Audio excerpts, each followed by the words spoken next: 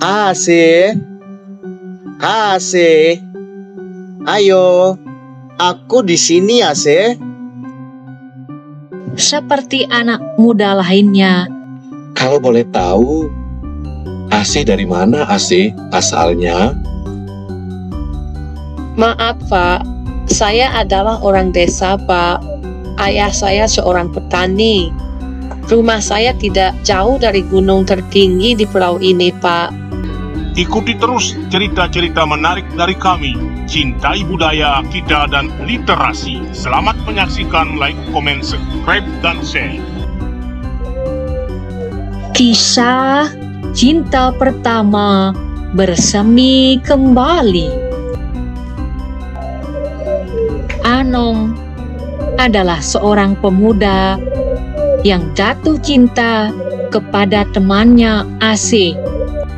Sejak ia tertarik dengan lawan jenis, Anom sudah mulai jatuh cinta kepada temannya Asih.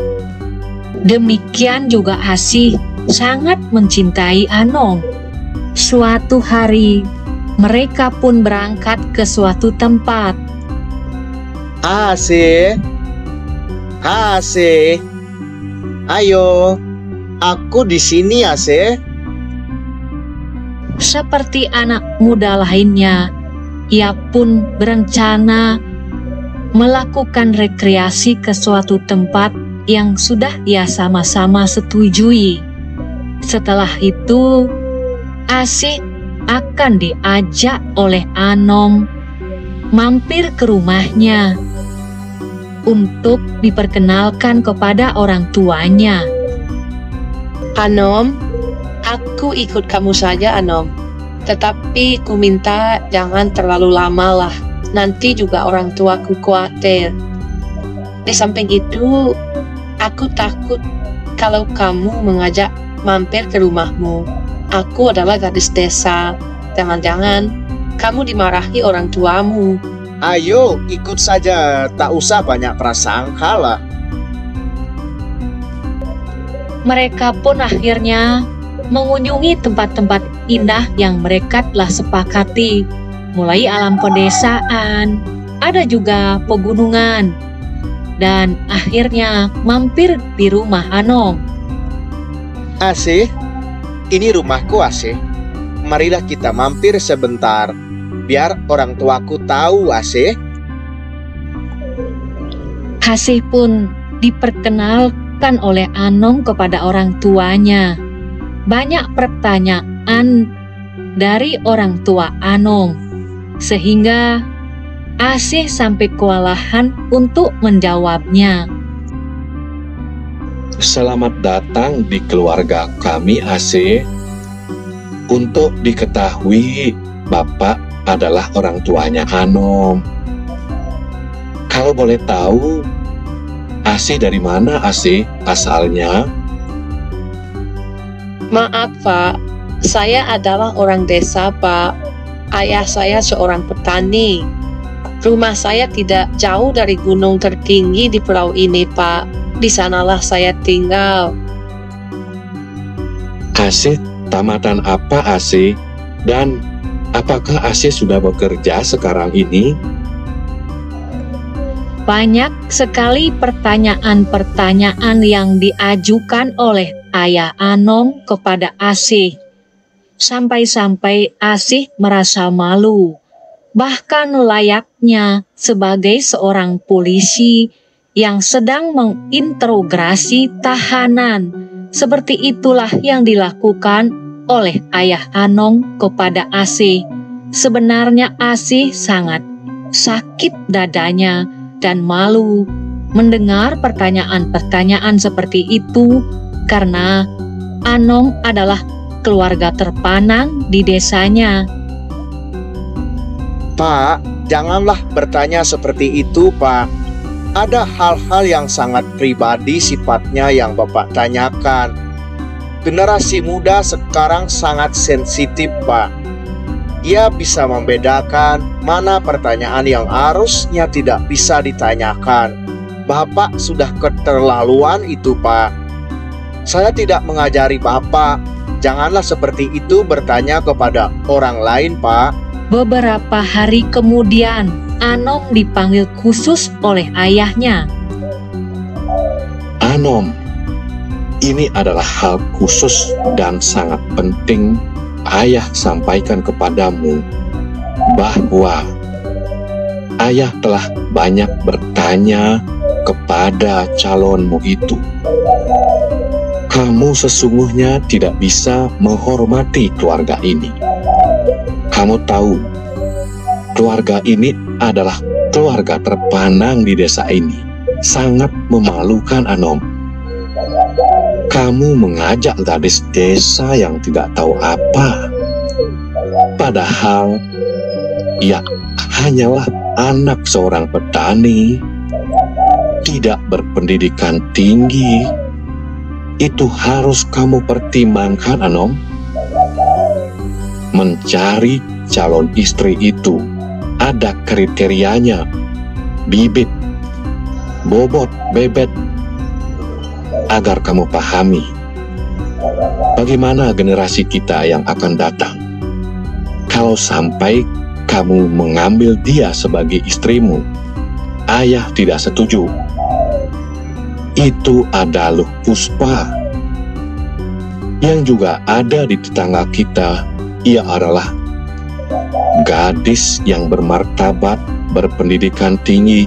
Kalau itu ayah mau, apapun yang kau minta akan kuberikan.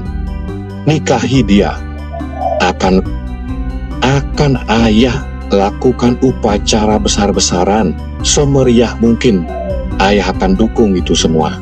Ngerti kamu, anak? Rupanya Anom tak berani membantah orang tuanya, dan ia pun segera memutuskan pacarnya Asih dengan berat hati. Walaupun Asih dan Anom sempat berdebat, namun semua itu tak bisa dibendung karena keinginan orang tuanya Anom. Asih pun kemudian pasrah.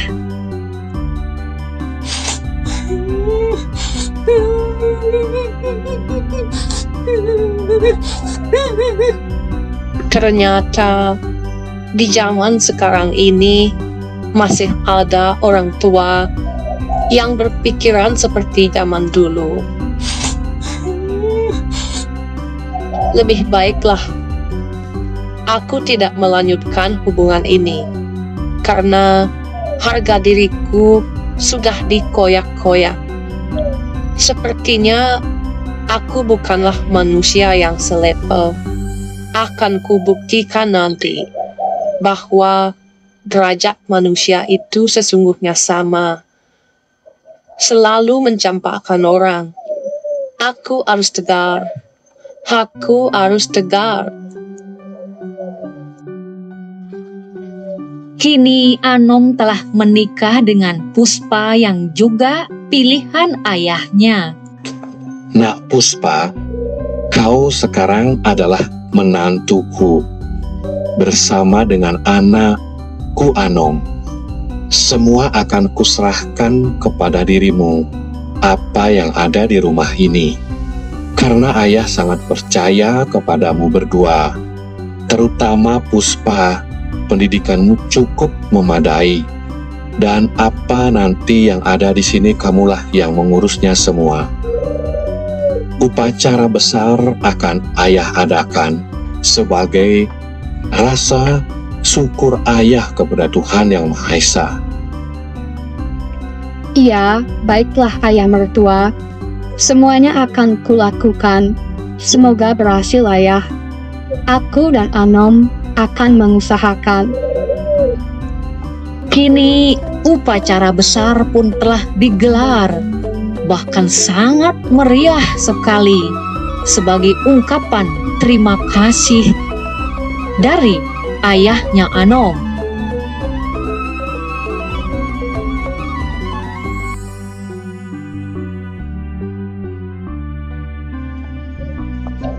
Sebagai wujud komitmen dari keluarga Puspa dan Anom yang telah diberikan wewenang oleh ayah mertua.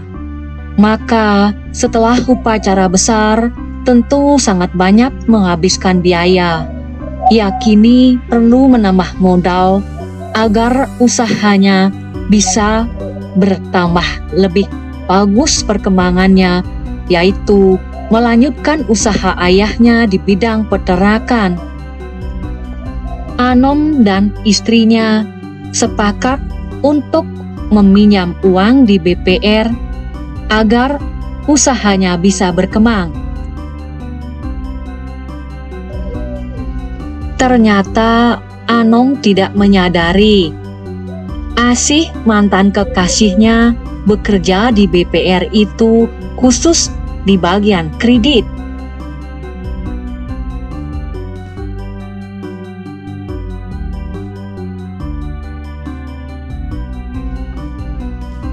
Karena kemampuannya, bos perusahaan itu mempercayakan Asih sebagai analisis kredit dan menentukan besaran pinjaman yang akan diberikan oleh BPR itu.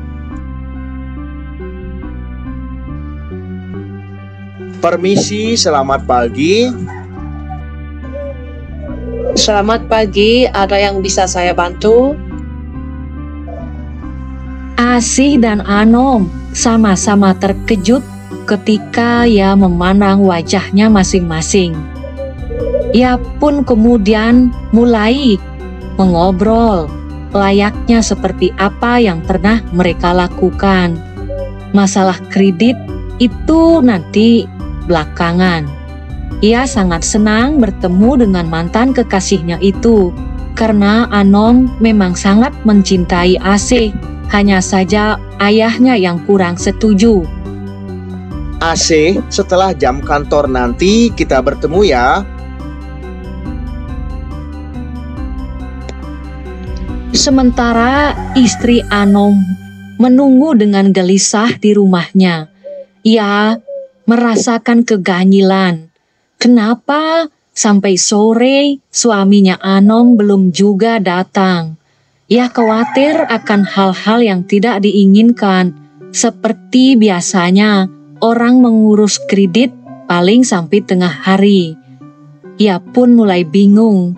Tetapi ia kemudian memutar pikirannya. Ia tidak lagi berpikir ke negatif. Mungkin saja masih ada urusan. Begitu pikirnya. Aku pikir pasti ada hal yang tidak beres pada suamiku. Anom dan Asih kini mulai mengulang masa-masa indahnya tempo dulu. Ia sangat merasakan suatu kenyamanan, merasakan ketenangan bila ia bertemu dengan Asih. Asih pun merasakan hal yang sama. Ia menikmati pemandangan pegunungan. Ia habiskan waktu untuk melakukan rekreasi tanpa memikirkan bagaimana nasib dari Puspa yang menunggu di rumah. Tentu karena cintalah yang menyebabkan buta hatinya. Tak bisa ya untuk menutupi dan membohongi hati kecilnya karena ia memang betul-betul mencintai Asih. Puspa kini bersedih. Ia tahu bahwa apa yang telah dilakukan Anom bukan sekali itu saja. Terus-terusan Anom berlaku seperti itu. Entahlah bagaimana nasib keluarga Anom dan Puspa selanjutnya.